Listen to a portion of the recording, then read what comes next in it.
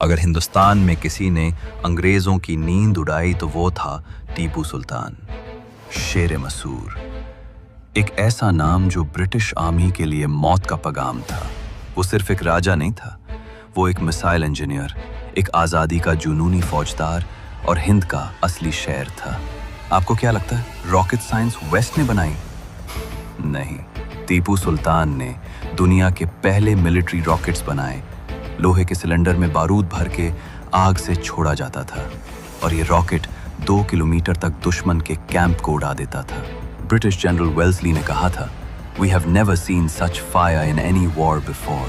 आज भी नासा के म्यूजियम में टीपू के रॉकेट्स डिस्प्ले होते हैं। सोचिए, हिंदुस्तान में स्पेस और रॉकेट की सोच 1700s में थी। टीपू सुल्तान जंग सिर्फ तलवार से नहीं, दिमाग से भी जीतते थे। उन्होंने ब्रिटिश कैंप्स पे रात के वक्त रॉकेट अटैक किए जहां आधी फौज सो रही होती थी। एक बार उन्होंने जंगल से घूमकर ब्रिटिश आर्टिलरी को पीछे से अटैक किया और उनका सारा बारूद उड़ गया। उनका फेवरेट उसूल, दुश्मन को डर में जिंदा रखना, जंग जीतने का पहला कदम है। टीपू सुल्तान ने एक काम किया जो उस वक्त किसी हिंदुस्तानी ने नहीं सोचा। उन्होंने फ्रांस के नेपोलियन बोनापार्ट से रिसाला भेजा। दोनों अंग्रेजों के दुश्मन थे। टीपू ने नेपोलियन से कहा, अगर तुम इजिप्ट से हिंदुस्तान में लैंड कर सको तो हम मिलकर ब्रिटिश एम्पायर को मिटा देंगे। ये लेटर आज भी पेरिस के एक म्यूजियम में मौजूद है। सोचिए, ग्लोबल पॉलिटिक्स में टीपू सुल्तान का विजन क्या लेवल का था।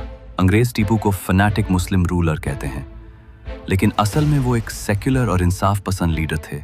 उन्होंने कई मंदिर बनवाए और उनका वजीर पूर्णैया एक हिंदू था जिसे पूरा भरोसा था।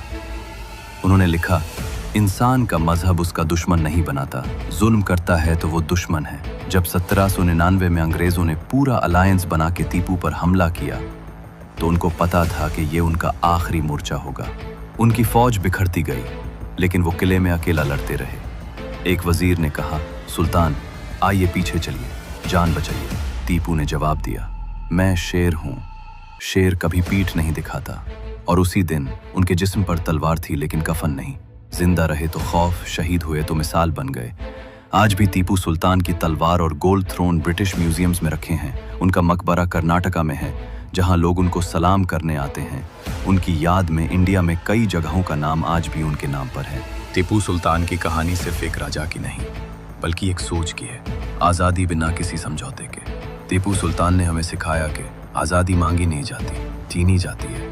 वो चलाए गए, लेकिन उनकी हिम्मत, स्ट्रैटेजी और सोच आज भी जिंदा है। अगर आप भी समझते हैं कि टीपू सुल्तान हिंदुस्तान के असली हीरो थे,